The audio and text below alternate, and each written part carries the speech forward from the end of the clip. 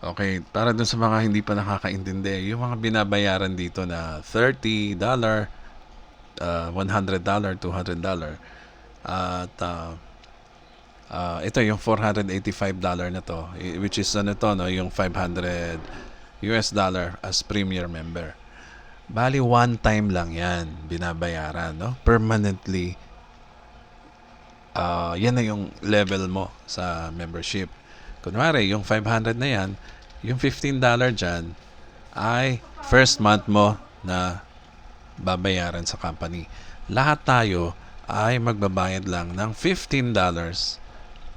Yan ang maintenance natin, no? Sa negosyo, kailangan ng maintenance. So, maintenance din natin ito sa negosyo, sa Global Premier na binabayaran every month. Ito ay tinatawag na subscription, okay? Parang cellphone, ganyan. Nagsasubscribe tayo sa Globe, di ba? And then magbabayad tayo ng monthly. Parang maintenance natin ito sa negosyo natin, no? So, napakamura niyan. Dahil itong 50 na to ay hindi mo na mararamdaman.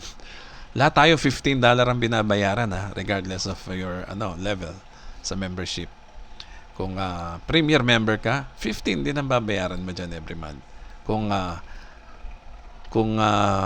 marketer ka, $15 din every month ang babayaran mo sa membership.